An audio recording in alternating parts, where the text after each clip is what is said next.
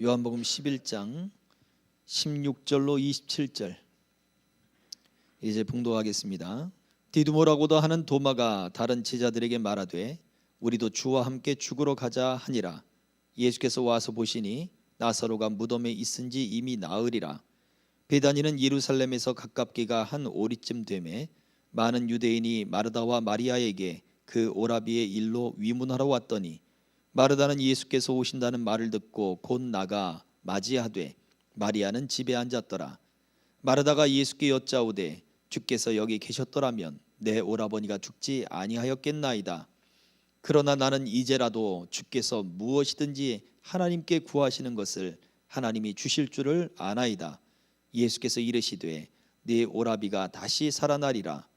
마르다가 이르되 마지막 날 부활 때에는 다시 살아날 줄을 내가 아나이다. 예수께서 이르시되 나는 부활이요 생명이니 나를 믿는 자는 죽어도 살겠고 무릇 살아서 나를 믿는 자는 영원히 죽지 아니하리니 이것을 내가 믿느냐. 이르되 주여 그러하외다. 주는 그리스도시요 세상에 오시는 하나님의 아들이신 줄 내가 믿나이다. 아멘. 현실의 믿음, 이상의 믿음, 확신의 믿음이라는 말씀의 제목으로 함께 은혜 나누기를 원합니다. 오늘 말씀 속에서 예수님은 이 도마와 마르다 이 두 사람을 만나면서 그들에게 믿음을 가르쳐 주고 있습니다. 예수님이 하시는 일들, 행적들, 또 예수님이 하신 말씀들은 그냥 한 것이 아니라 또 예수님의 어떤 새로운 가르침, 깨우침 이런 것도 있겠지만 구약에 예언되었던 말씀들을 성취하고 그것들을 이루고자 그 장소로 가시고 그곳에서 또 말씀하시고 하는 일들이 굉장히 많습니다. 그래서 오늘 도마와 이 마르다를 만나면서 예수님이 하고자 하는 일의 목적은 바로 그들의 믿음을 살피는 것이었습니다. 오늘 저와 여러분들이 이 부활절 이 예수님을 만났던 도마와 그리고 또 마르다를 통해 우리에게 원하시는 믿음이 무엇인가 한번 그 모습들을 같이 함께 은혜 나누기를 소망합니다. 먼저 첫 번째 이 도마를 살펴보도록 하죠. 요한복음 11장 15절과 16절에는 이렇게 기록되어 있습니다. 같이 읽어봅니다. 시작. 내가 거기 있지 아니한 것을 너희를 위하여 기뻐하노니 이는 너희로 믿게 하려 함이라. 그러나 그에게로 가자 하시니 디두모라고도 하는 도마가 다른 제자들에게 말하되 우리도 주와 함께 죽으러 가자 하니라. 이 도마는 우리가 의심 많은 도마라고 이야기하잖아요. 그런데 의심보다는 사실은 현실에 굉장히 중요함을 가지고 있던 사람입니다. 그래서 의심 많다라고 하는 그것은 현실적이지 않다, 현실적이지 않기 때문에 믿지 못하겠다라고 하는 말이 되는 것이기도 하죠. 오늘 본문에서 보여주는 도마의 모습은 바로 그러세요. 현실의 생각, 현실에 기반을 둔 믿음을 가진 도마였습니다. 왜냐하면 16절을 보면 그 도마는 다른 제자들에게 이야기합니다. 우리도 주와 함께 죽으러 가자. 이 말은 그냥 하는 이야기가 아니란 말이에요. 얼마나 주님을 사랑하는지, 얼마나 주를 위해서 헌신하는지 우리도 주와 함께 죽으러 가자. 지금 예수님이 예루살렘 근방으로 가시는 거예요. 베다니 마을은. 그런데 그곳에 유대 사람들이 예수님을 돌로 치려 해서 예수님은 잠시 다른 지역으로 자리를 옮기셨던 거거든요. 그런데 아니 예수님 그곳으로 또 가십니까? 가서 사람들이 돌로 치려고 합니다. 돌로 치는 것은 그냥 한 대 때리고 마는 게 아니란 말이에요. 돌로 쳐서 죽이려고 하는 거예요. 하나님을 모욕했고 하나님을 그 말씀을 참난하게 만들었다. 그래서 돌로 쳐서 죽이려고 하는 목적이 있는 거예요. 그런데 그곳을 또 가시려 합니까? 도마는 생각을 했습니다. 예수님이 하셨던 말씀들을 가만히 생각해 보면 예수님이 곧 죽으실 것이다. 십자가에 죽을 것이다. 물론 너희들을 떠날 것이다. 이런 이야기들을 하니까 도마는 그렇게 생각한 거예요. 아, 예수님이 이제 죽으러 가시는구나. 죽기까지 각오하셨구나. 그렇다면 나도 예수님과 함께 죽을 각오로 가야 되겠구나. 그 상황이 그런 거예요. 예수님의 죽으심, 예수님의 떠남은 십자가의 죽으심과 그리고 하나님의 그 절기, 유월절에 그 어린 양으로 하나님 앞에 드리는 희생의 제물로, 화목제물로 드려지는 어린 양으로서 그 상징성과 그리고 그 제물의 어떠한 그 모습, 대표성들을 이루고자 하시는 그런 때가 있는데, 도마는 그건 안 보이는 거예요. 현실의 일만 보이는 거예요. 아, 예수님이 이제 지금 비장한 각오로 죽으러 가시는구나. 그럼 나도 예수와 함께 죽겠다. 이 얼마나 놀라운 이야기예요. 우리는 이 모든 스토리를 알고 있기 때문에 도마가 하는 일이 그냥 우습게 여겨지는 거예요. 아이 바보, 이렇게 생각이 들 수 있어요. 그러나 현실적인 도마에게 있어서는 지금 이 도마에겐 심각한 이야기예요. 그리고 또 도마는 혼자 나는 주와 함께 죽으러 갈 거야 라고 말하지 않았죠. 우리도 가자. 다른 제자들, 다른 동료들, 그들의 마음에 야 우리도 가자. 가만히 있으면 안 돼. 우리도 예수님과 함께 죽으러 가자. 그렇게 그 마음을 독려하고 막 있단 말이에요. 우리는 알고 있다 보니까 참 바보 같은 이야기를 하고 있다, 쉽게 생각할 수 있습니다. 그러나 현실적인 믿음이라고 하는 것은 전혀 쉽지가 않아요. 왜냐하면 우리도 굉장히 현실에 매여서 믿음 생활을 많이 하거든요. 생각해 보세요. 우리가 예배를 드리는 거든지 기도를 한다든지 아니면 헌신을 한다든지 봉사를 한다든지 우리의 믿음 생활과 모든 관계된 것에서 우리는 무엇부터 생각을 하게 되냐면 현실적인 요소를 굉장히 많이 고려하게 돼요. 나는 주님을 사랑하지 않은 것이 아닙니다. 나는 주님을 사랑합니다. 그러나 지금 내 현실의 문제와 부딪혀 보니 이 믿음이 참 고민이 됩니다. 이런 거죠. 구약의 이스라엘 백성들이 가나안 땅에 정착을 했을 때 하나님을 완전히 떠난 게 아니란 말이에요.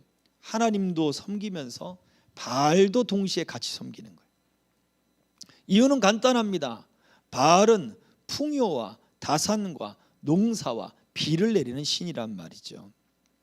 그 바알이 비를 내려줘야 그 땅의 농사가 잘 된다 생각을 하는 거예요. 이스라엘 농사는 크게 두 가지죠. 크게 두 종류예요. 곡식 농사와 과일 농사가 있는 거예요. 그게 한 해의 사이클로 지나가요. 그래서 겨울이라고 하는 그 우기 때에 비가 내려야 이제 곡식 농사가 시작이 되고, 그 겨울이 지나면서 비가 그쳐야 그 곡식, 보리와 밀을 추수하게 되는 거죠.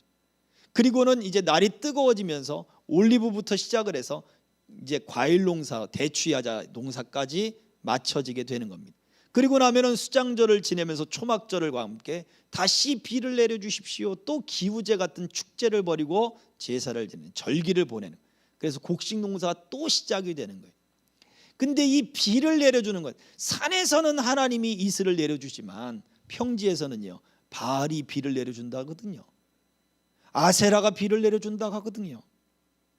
그러니 현실을 볼 때 그들의 신앙은 하나님을 떠나지는 않았지만 현실을 볼 때 바알에게 보험을 들고 싶은 거예요.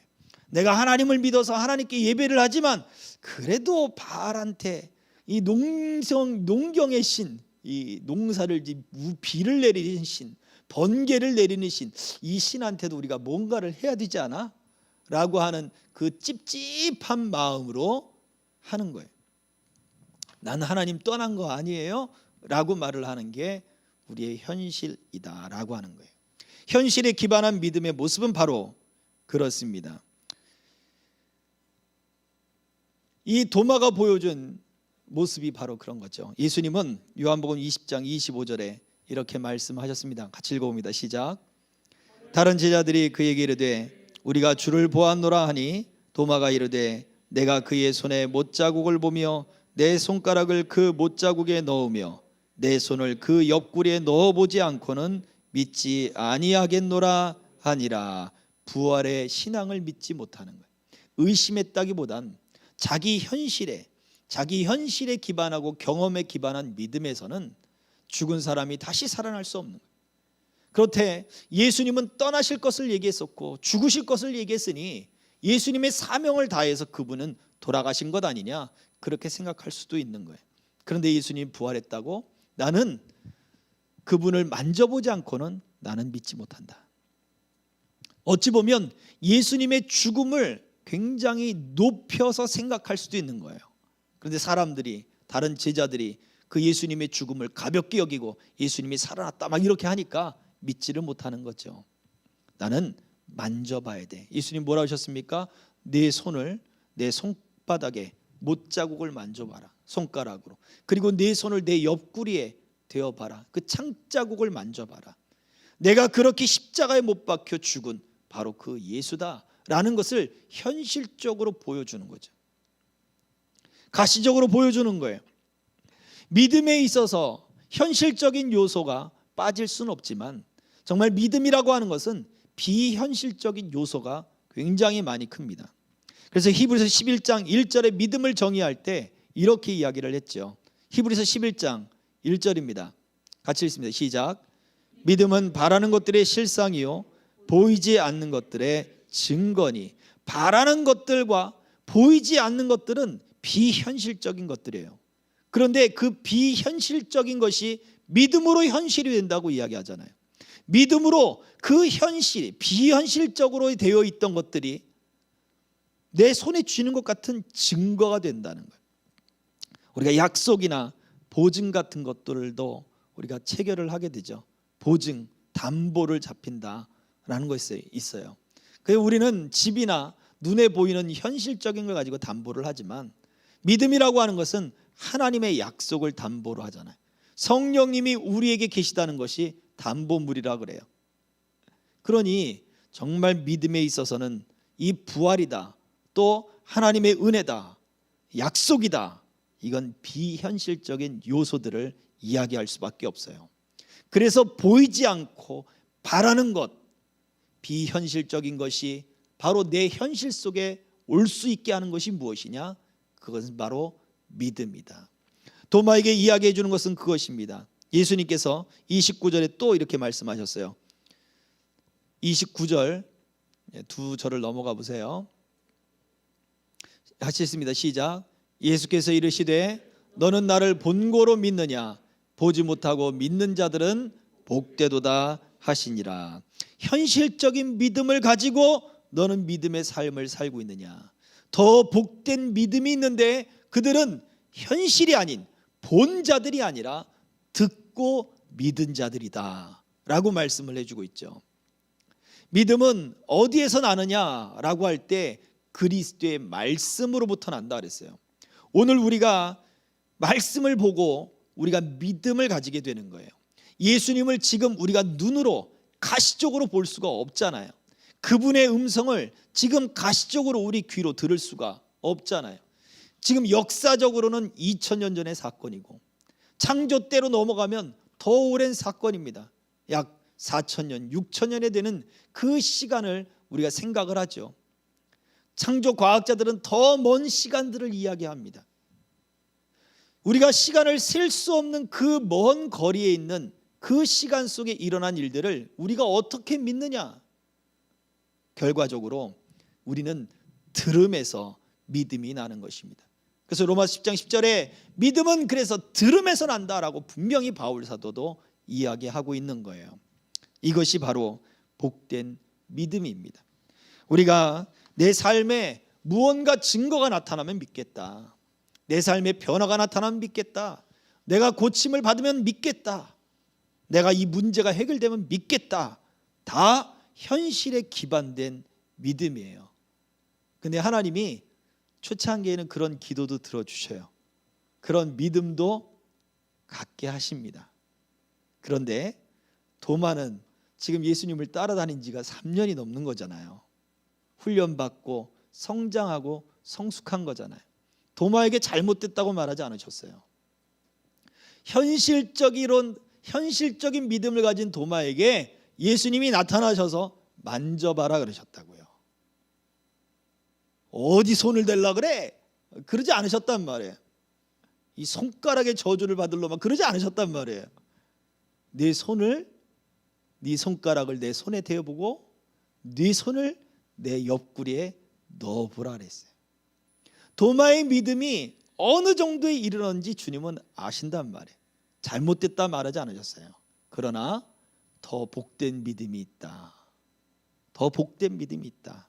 그건 듣고 믿는 믿음이다 라고 하셨죠. 우리가 이 믿음이라고 하는 이 신앙을 가질 때 더 복된 믿음을 사모하기를 바랍니다. 우리 현실과 동떨어질 수 없고 현실 때문에 우리가 고민하고 갈등할 수 있어요. 저도 그렇거든요.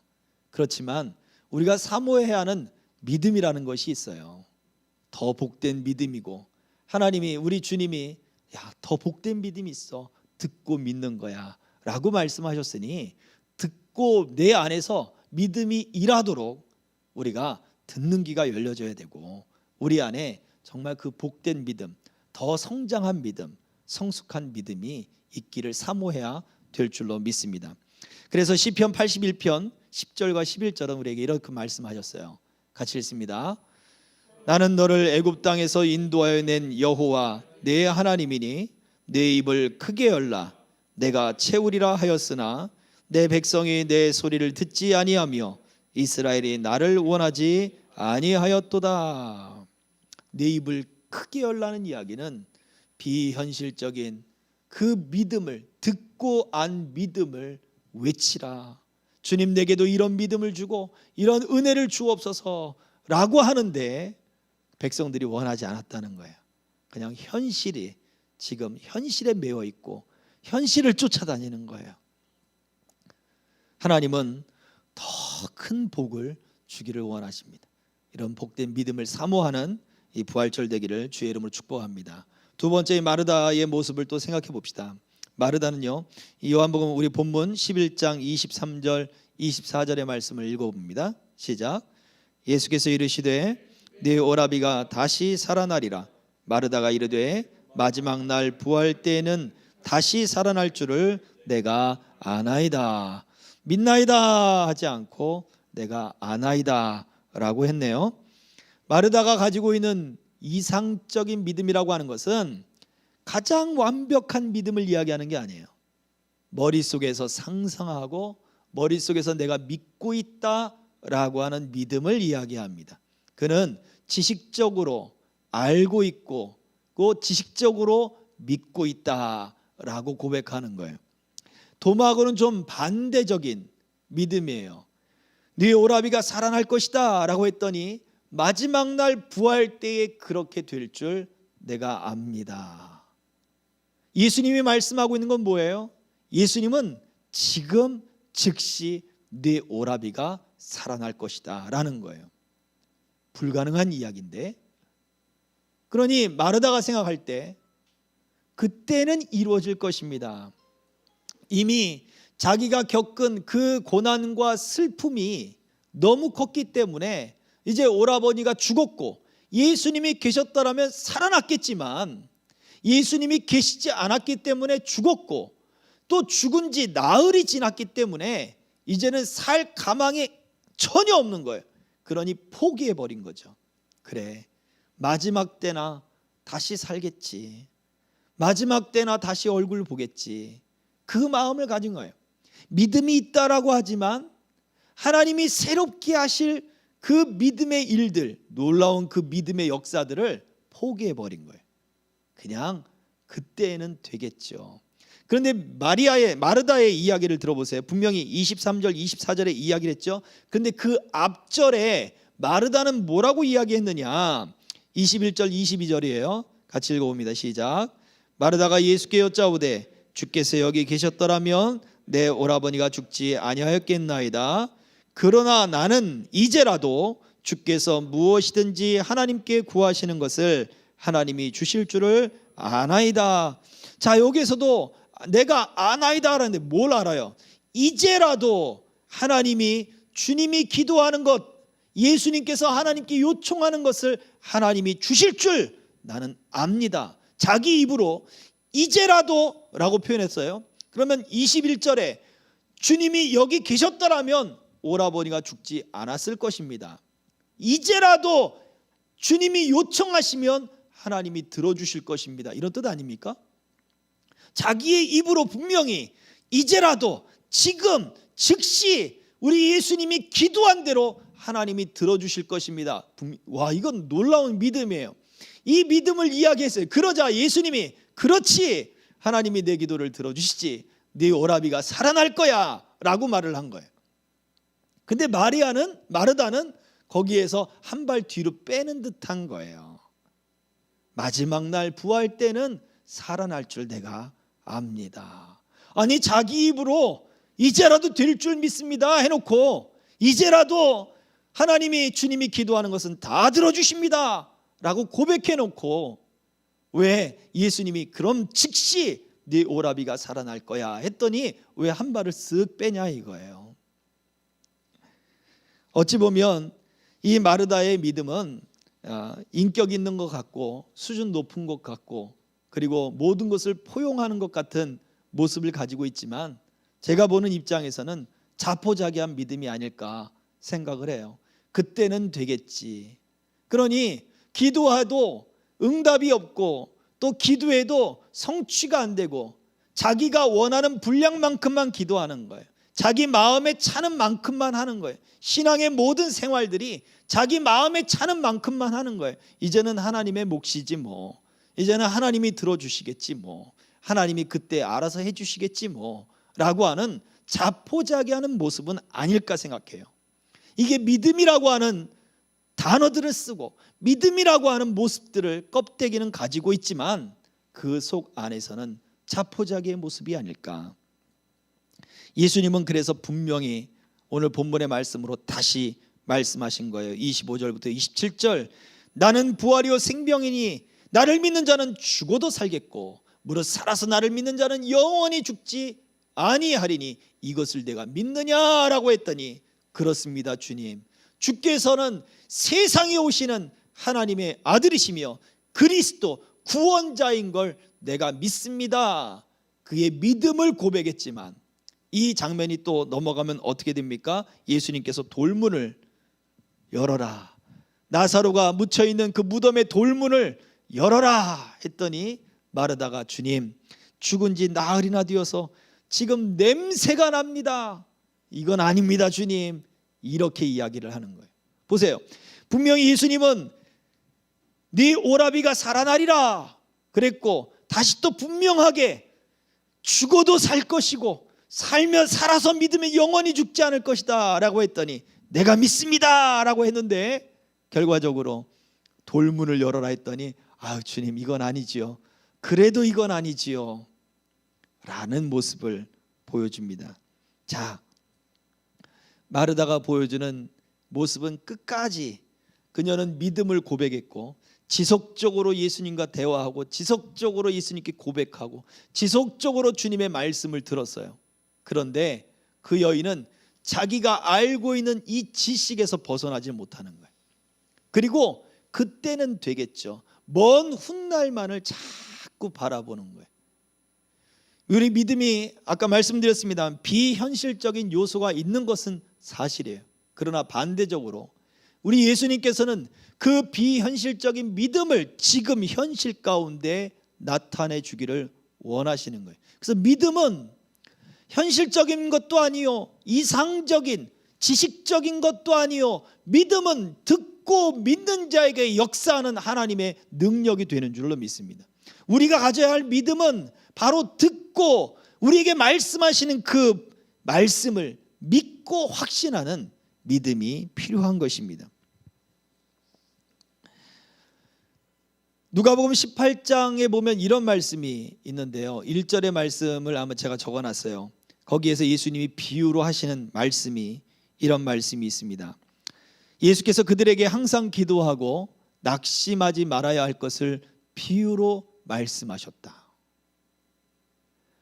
불의한 재판관이 있는데 부정한 재판관이에요.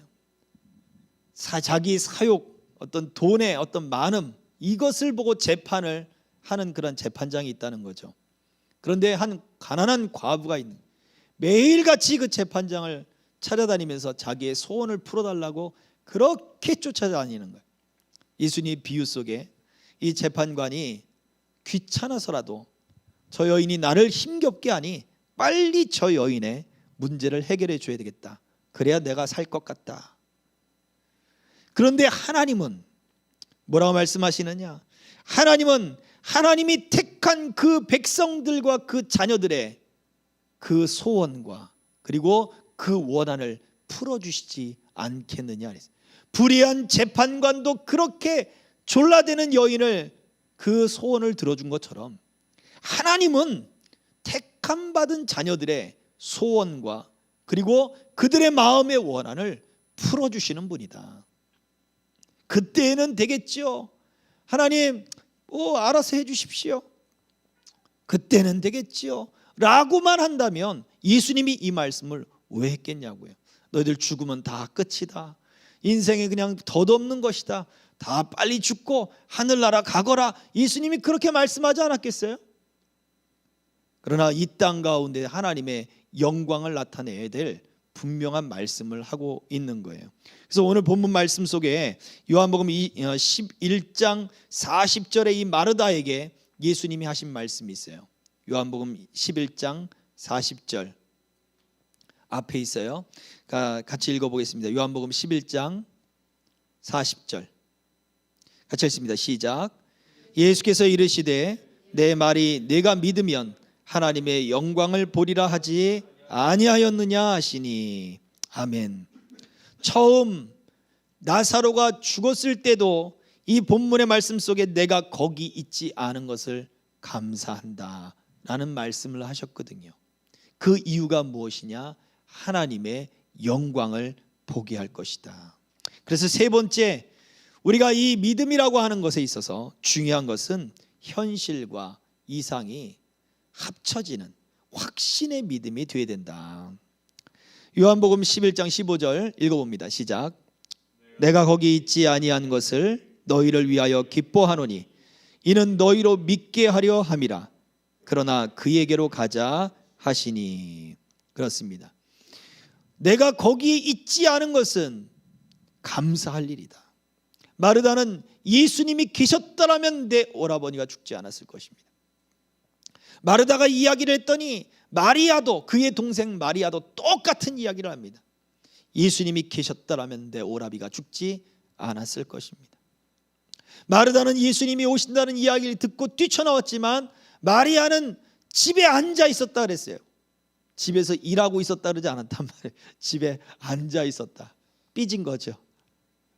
삐친 거예요. 예수님이 왜 이제 오셔? 다 지나고 나서 뭐하러 오셔? 우리 오빠를 그렇게 사랑하신다면서 왜 이제 오셔? 원망하는 거죠. 삐친 거예요.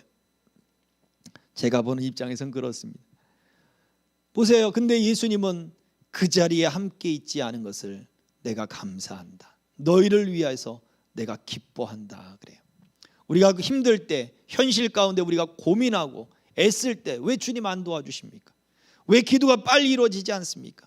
하나님은 그 택하신 자들에게 모든 것이 합력하여 선을 이루신다 그랬는데 하나님, 내가 볼 때 이루시기는커녕 왜 자꾸 일이 늦어지는 것 같고 되지 않는 것 같고 막히는 것 같고 왜 그렇습니까?